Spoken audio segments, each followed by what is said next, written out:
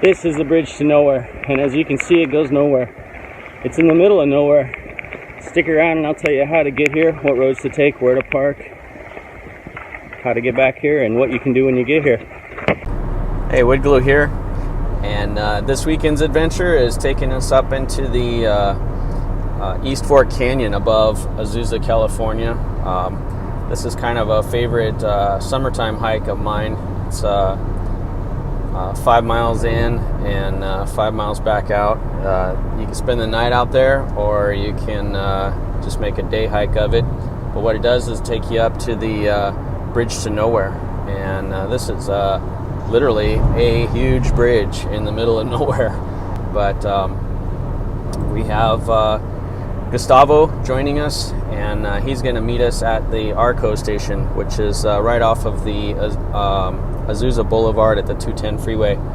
And the reason we're meeting there is you have to have an adventure pass to park up at the East Fork Station Trailhead, and they sell those passes there. If you don't have one of those passes, you'll definitely get a ticket. We have a bit of a surprise for Gustavo. I've finagled some chocolate ice cream, and he's gonna have that tonight, and I'll pull that out of my pack and see if we've got chocolate milkshake or what. But that'll be fun. Nice, fun, easy trip. This whole hike, you're getting back to the bridge. You climb 900 feet over the span of 5 miles, which isn't too bad. You see a lot of people on this trail. It's really popular, and we have a camp spot that we've found kind of off the beaten path that's right on the water, and it's perfect. So hopefully that spot's open when we get there this morning. We're gonna meet Gustavo, and then we'll drive up to the trailhead, and then we'll hit the dirt. So I met up with Gustavo, and we met up down at the Rincon Station, and almost an hour to drive up to the trailhead here. But we hit the trail and we're headed in the right direction. Gustavo brought his dog, Boris.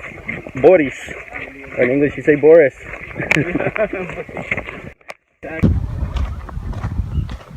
So less than a mile from the trailhead, you come across this bathroom, and this is right near the Heaton Flats campground. There's a trailhead here for the Coldwater Saddle and Coldwater Canyon to go up there. And over here is where you get your permit for the wilderness permit. So it says wilderness permits are required by law for this trail. Permits are free of charge and are available at this trailhead. It's a self-serve system, so please take a few moments to fill out for your group. And so the permits are in here. Yesterday we came in and people are just filling that out, but usually there's a stack of permits in here, and it's a carbon copy deal, and you fill it out, and you can take one copy for yourself and leave one in the box. There are a lot of people already. We got here early. It's probably 7:30, 7:45, something like that. And you know, we're parked way down the trail, way down the road to get up to the. We had to walk up to the trailhead.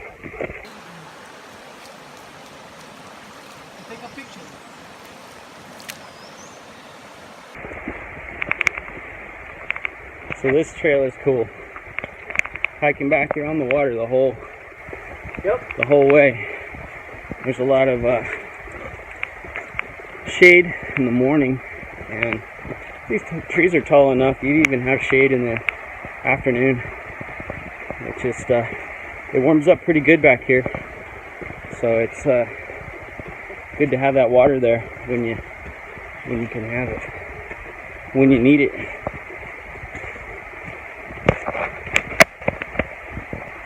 Right now we're at a rare opportunity where there's nobody in front of us and nobody behind us, but there's been some pretty long lines of people. It's pretty popular to come out here and do the day hike.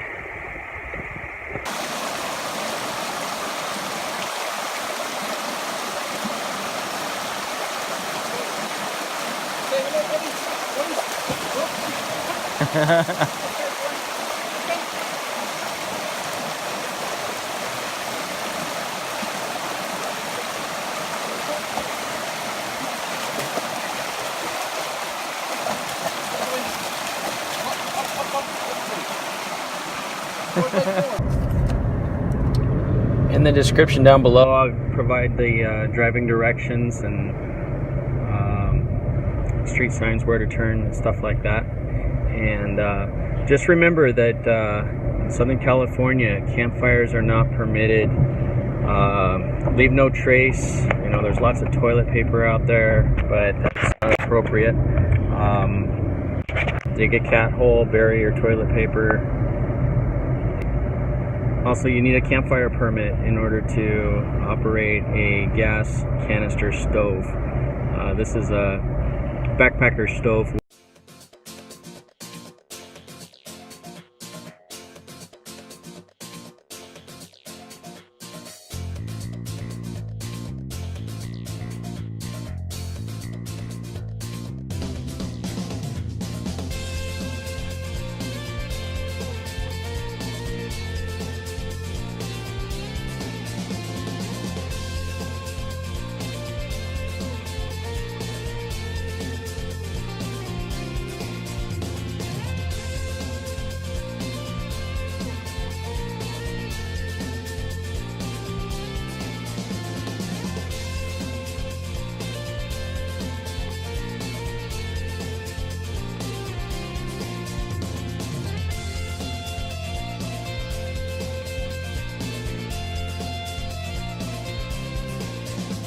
So we're just over 4 miles in, and this is the part where it starts going up.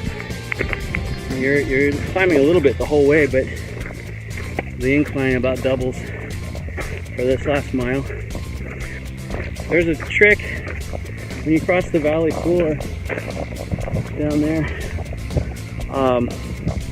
You got to get off of the riverbed and climb up, and there's two paths to climb up to get up to this elevated trail, and that's important to catch those, otherwise you're stuck down on the riverbed all the way to the bridge. So the riverbed also has some canyoning that happens just downstream from the bridge, and you can still get through it, but it does require some pretty hefty boulder climbing and crevicing to get up there.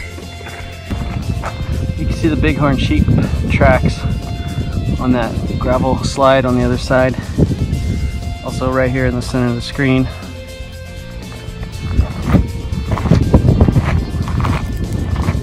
This is private property here where the bridge is located.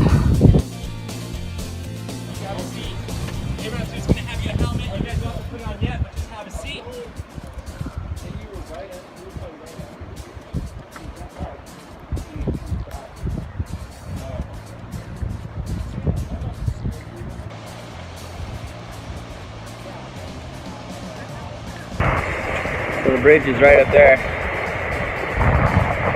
We came down onto the water just to take a dunk, and man, that feels really good. It's pretty warm right now. It's probably mid 80s, something like that. And it's only, I don't know, not even 11 o'clock. So it's gonna get real warm. We're gonna stay close to the water today. Make the cold water work for us. We decided we're gonna try to find a place to camp upstream from the bridge. If you camp downstream, then there is an area that you have to cross through to get up to the bridge, and it's kind of like a canyoning kind of situation where you have to jump over rocks and boulders and stuff like that. Climb some pretty tough stuff, and with Gustavo and Boris, I'm not sure if they were up for it or not, so we decided to try to find a campsite up on upstream side of the bridge.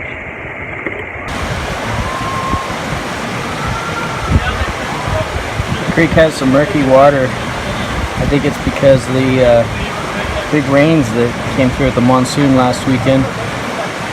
It's my only guess. But been using my Be-Free for the first time, Catadine water filter, and seems like it's doing pretty good. Takes that murky water and turns it into this. It's my first use with this thing.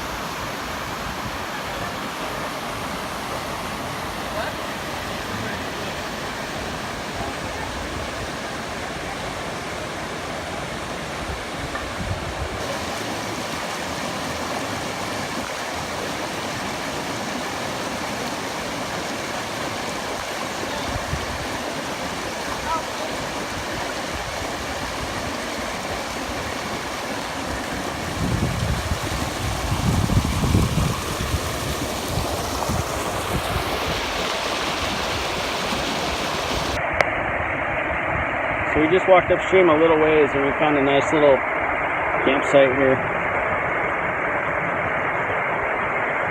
Nice.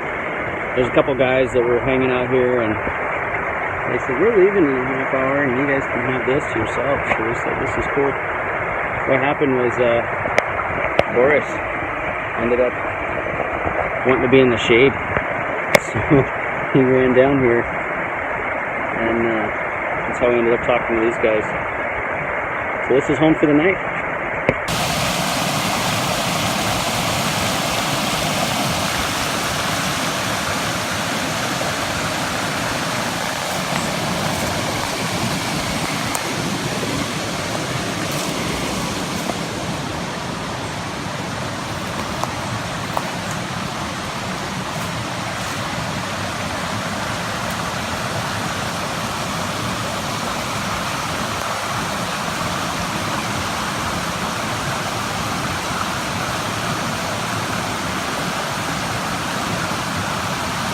I'm cooking, y'all.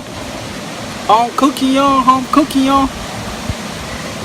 Chicken and rice. Chicken rice. Chicken rice. I'm cooking, y'all.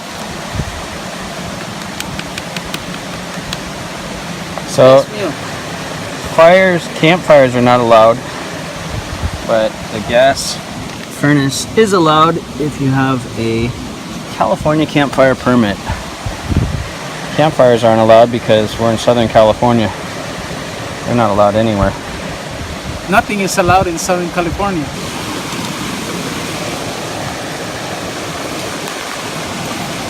Dessert? Huh? Dessert? It's dessert.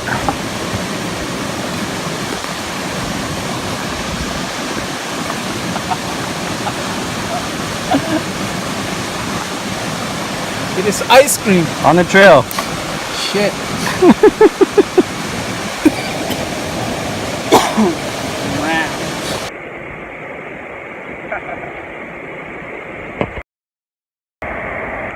Good morning.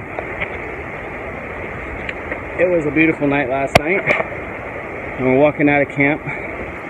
We had to stay on the creek bed so that we could come back to where we were kind of day camped yesterday and climb up that thing instead of the trail. It's just a little too much for the 110-pound dog. So we're at the bridge to nowhere.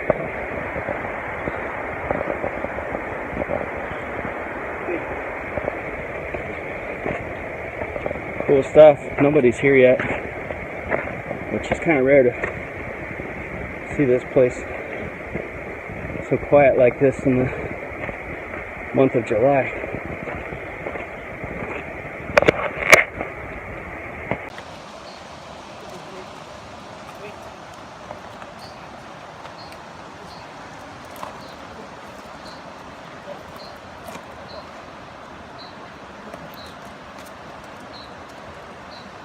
It's called technique.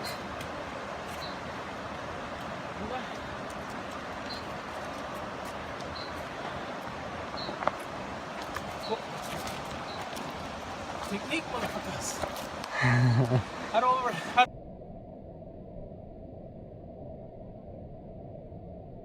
in the curve?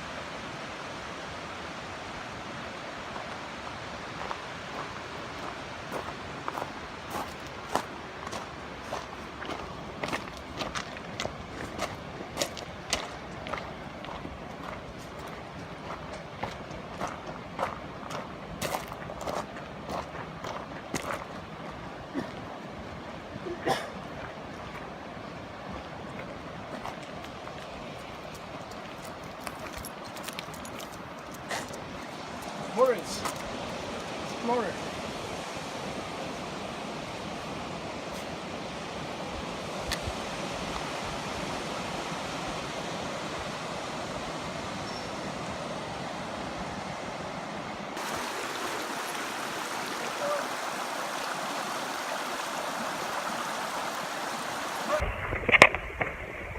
So when you're walking from the trailhead up to the bridge, it's there's several different paths you can take, but in general you're just following the water.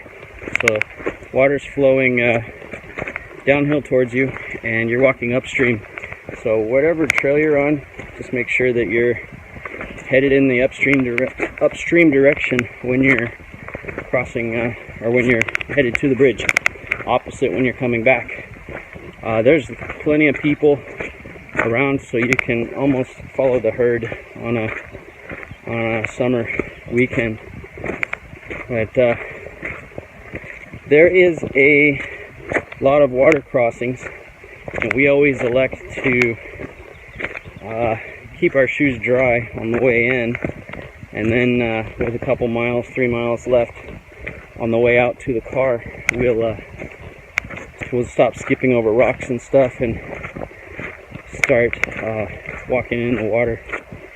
It's kind of nice, your feet get cool, but then you do need to try to stay in the water because your feet get hot really quick as soon as a lot of water warms up in your shoe. All in all, it's a pretty good hike. Total round trip is, I would say, about 11 miles, something like that.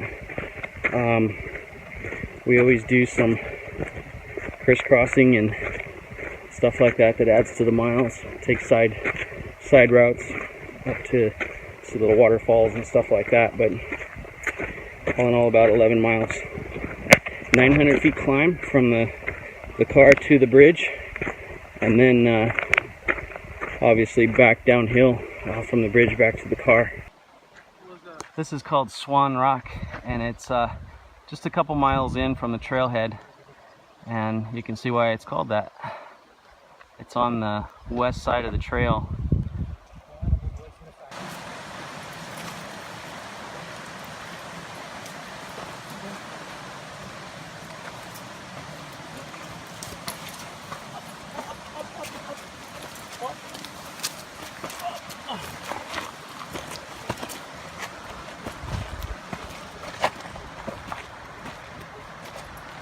Boy, he's a mountaineer now. See? It's easy for him now, huh? Yeah.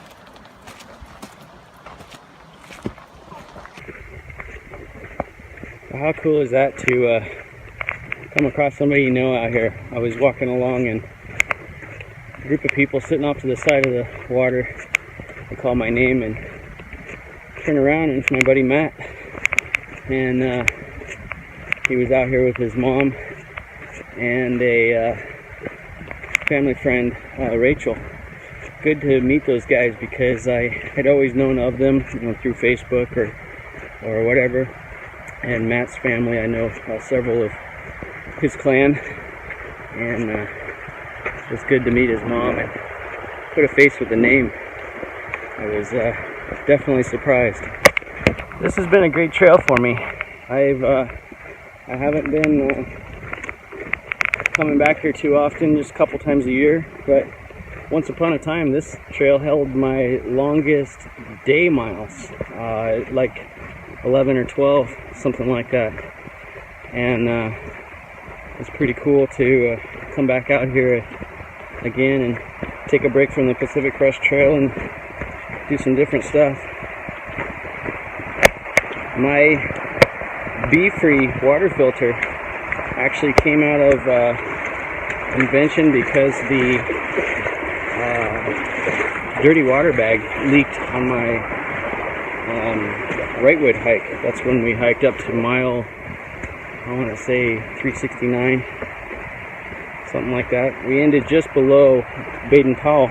Anyway, you know, at like 4,200 feet, we discover at 7 p.m. or so that my dirty water bag had leaked almost a full liter of water into my backpack, soaking my sleeping bag, and made for a eventful evening.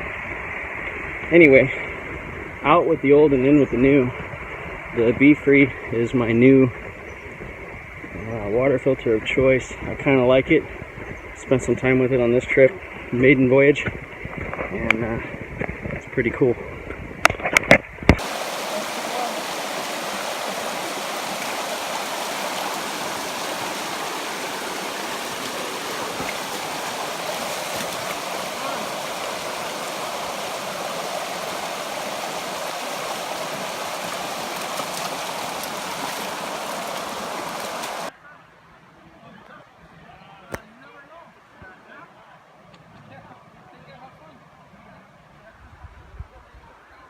One thing about hiking with somebody with a dog is everybody wants to stop and pet the dog. Everybody wants to know his name and what kind of dog is he and how much does he weigh, and you should just make a pamphlet that you could hand out to everybody when they ask you all the same questions. I think Boris will be your more popular in your YouTube channel than. Yeah. So we're about a mile from the trailhead right now, and this is for fishermen, anglers. After fishing, please fill out an angler survey and deposit it in the side slot. So they're asking for that, but I can't say that we've seen a whole lot of fish in this water. Little tiny fishes only. Fishes. But I ran across a fisherman last summer in here, and he was carrying a fishing pole, and I said, "Have you ever caught any fish back here?" And he said, "Yeah." I said, "I used to catch a lot more." He said, I don't know what year it was, 2015 or something. There was a big storm, and it caused all the shale to get washed down out of the mountains into the riverbed, and it filled up all the pools that hold the fish. So now there's less fish in the area as a result. Come on, Boris. And just like that, Gustavo Come on, Boris. and Boris Raise the roof.